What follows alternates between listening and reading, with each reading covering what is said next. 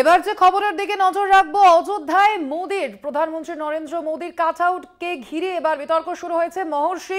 মহর্ষি বাল্মীকি বিমানবন্দরের কাছে এই রাস্তায় মোদির কাটআউটকে ঘিরে বিতর্ক। মোদি এবং ভগবান শ্রী রামের কাটআউটের সমান সমান উচ্চতা এবং যা নিয়েই তৈরি হয়েছে বিতর্ক।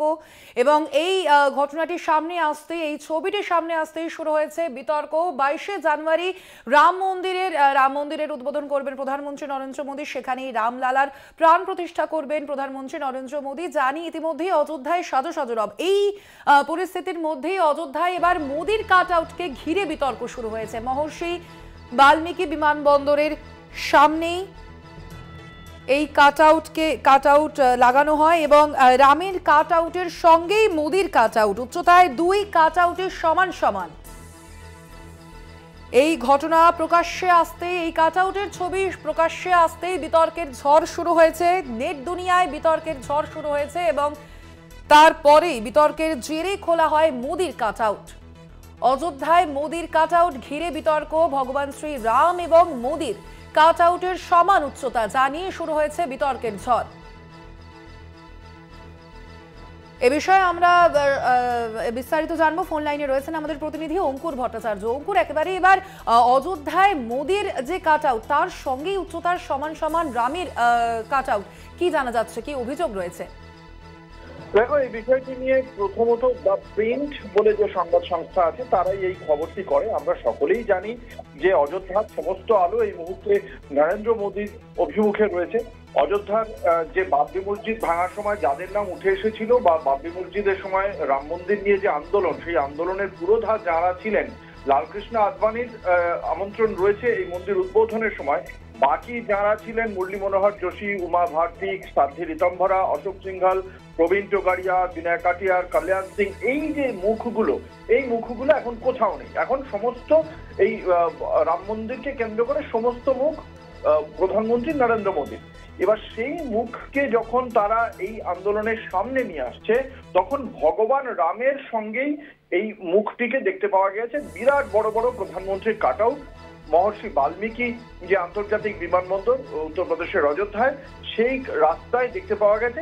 এবং এখানে একটি বিষয় আরেকটু অবশ্যই নজর রাখার, কারণ এই যে রাস্তায় ভগবান শ্রী রামচন্দ্রের যে কাটআউট এবং তার সঙ্গে সঙ্গে একই উচ্চতায় একই মাপের প্রধানমন্ত্রী নরেন্দ্র মোদীর কাটআউটও রয়েছে। শুধু তাই নয়, কিছু কিছু জায়গায় নরেন্দ্র মোদীর কাটআউটের সংখ্যা রামচন্দ্রের কাটআউটের সংখ্যার থেকে বেশি। অর্থাৎ যদি ঘনত্বের বিচারে দেখা যায়, প্রধানমন্ত্রীর কাটআউটের সংখ্যা বেশি ছিল বেশ কিছু রাস্তায়। ফলে এই বিষয়টি প্রথম দ্য প্রিন্ট সংবাদ সংস্থা এটি খবর করে এবং খবরে আসার পরে নেট দুনিয়ায় চর্চা শুরু হয় এবং সেখানেও একটা বিভাজন দেখতে পাওয়া গিয়েছে। সেখানেও যারা ভারতীয় জনতা পার্টির যে আইটি সেল যথেষ্ট তারা তৎপর, তারাও যেমন ভাবে এই প্রধানমন্ত্রী নরেন্দ্র মোদীর কাটআউটের পক্ষে সওয়াল করেছেন। কিছু মানুষ আবার নেট দুনিয়ায় চর্চায় নিয়ে এসেছেন যে রামচন্দ্রের সঙ্গে এই একই সংখ্যক বা তার থেকে বেশি সংখ্যক কাটআউট বা তার সমান উচ্চতার কাটআউট কেন থাকবে, তা নিয়ে বিরূপ সমালোচনা করেছেন। এবং অবশেষে 48 ঘন্টার মধ্যেই অবশ্য দেখতে পাওয়া গেল যে সেক্ষেত্রে খানিকটা হলেও ব্যাকফুটে চলে গিয়েছে ভারতীয় জনতা পার্টি। রামচন্দ্রের সঙ্গে প্রধানমন্ত্রী নরেন্দ্র মোদীর যে সমস্ত কাটআউট ছিল তা খুলে ফেলা হয়। মহর্ষি বাল্মীকি আন্তর্জাতিক এয়ারপোর্টের রাস্তাতেই যে কাটআউটগুলো লাগানো ছিল 48 ঘন্টার মধ্যে পরবর্তীকালে তা খুলে ফেলা হয়, সেটাই শেষ পর্যন্ত দেখতে পাওয়া গিয়েছে। এবং স্বাভাবিকভাবেই এই খুলে ফেলার কে কেন্দ্র করেও যারা নরেন্দ্র মোদীর বিরোধী, তারা বলছেন তাদের নেট দুনিয়ায় বিরূপ সমালোচনার জেরেই শেষ পর্যন্ত পিছু হটতে বাধ্য হলো ভারতীয় জনতা পার্টি। তারা ভগবানের সঙ্গে এক করে দিচ্ছিল প্রধানমন্ত্রীকে, ফলে তাদের সমালোচনার জেরেই খুলতে বাধ্য হয়েছে বিজেপি। এই বিষয়গুলি উঠে আসছে। স্বর্ণালী, একেবারে অঙ্কুর, দেখো আর মাত্র কয়েক ঘন্টা বাকি রয়েছে রাম মন্দিরের উদ্বোধন ঘিরে এবং তার আগেই যেহেতু রাম মন্দিরে রামলালার প্রাণ প্রতিষ্ঠা করবেন প্রধানমন্ত্রী, তা নিয়ে ইতিমধ্যেই বিতর্ক তুঙ্গে রয়েছে। কিন্তু তার মধ্যে এবার যে ভগবান শ্রী রামের সঙ্গে একই সমান উচ্চতায় রয়েছে প্রধানমন্ত্রীর যে ছবি, সে বিষয়ে বিরোধীদের কি বক্তব্য, তাদের কি কোনো প্রতিক্রিয়া ইতিমধ্যেই সামনে এসেছে?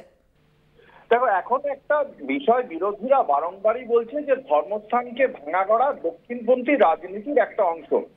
এবং যেহেতু যদি ভোট পার্সেন্টেজ দেখা যায়, সেই পার্সেন্টেজের বিচারে ভারতীয় জনতা পার্টি যে বাড়ছে বা তাদের সামান্য হলেও হয়তো চিন্তা রয়েছে যে তাদের বিরুদ্ধে অনেকগুলো এজেন্ডা রয়েছে বিরোধীদের হাতে। যেটা কর্মসংস্থান দেওয়ার কথা ছিল 2 কোটি বছরে, সেই 2 কোটি কর্মসংস্থান হয়নি। 45 বছরে কর্মসংস্থান সবচেয়ে নিচে। অন্যদিকে মণিপুর জ্বলছে, কিন্তু প্রধানমন্ত্রী লাক্ষাদ্বীপ নিয়ে ব্যস্ত, যতটা 3.5 মিনিট খরচ করছেন তিনি মণিপুরের জন্য। তারপর IMF জানাচ্ছে, আন্তর্জাতিক অর্থ ভান্ডার তারা জানাচ্ছে ভারতের যে ঋণের পরিমাণ সেটা ভারতের যে GDP তাকে ছাড়িয়ে গিয়েছে।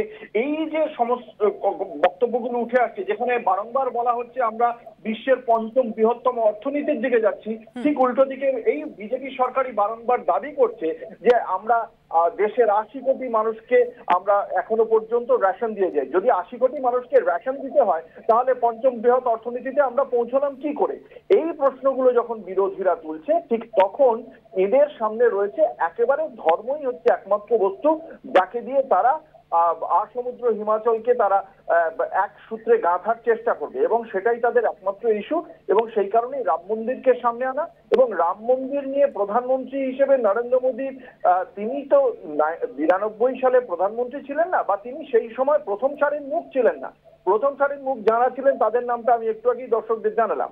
ফলে প্রধানমন্ত্রী নরেন্দ্র মোদীকে এই সমস্ত কৃতিত্ব, সমস্ত সাফল্যের প্রধান ব্যক্তি বলেই সামনে তুলে নিয়ে আসছে তারা, যেন নরেন্দ্র মোদী এই রাম মন্দিরটা সৃষ্টি করলেন। তিনি যেহেতু প্রাণ প্রতিষ্ঠা করছেন, সেই প্রাণ প্রতিষ্ঠা নিয়েও অনেকে বিতর্ক রয়েছে বিরোধীদের মধ্যে, কিন্তু তাকে সামনে নিয়ে আসছে বিরোধীরা। এবার বিরোধীদের এই সমস্ত মুখ বন্ধ করতে হবে, তার কারণ অধিকাংশ বিরোধী নেতৃত্বই তারা হিন্দুত্বের বিরুদ্ধে কথা বলতে গেলে তাদেরও কিছু সমস্যা হয়, এবং এই প্রাণ প্রতিষ্ঠার অনুষ্ঠানে তারা অংশগ্রহণ করবেন কিনা তা নিয়ে অনেক রাজনৈতিক দলই তাদের সুনির্দিষ্ট সিদ্ধান্ত জানাতে পারেনি।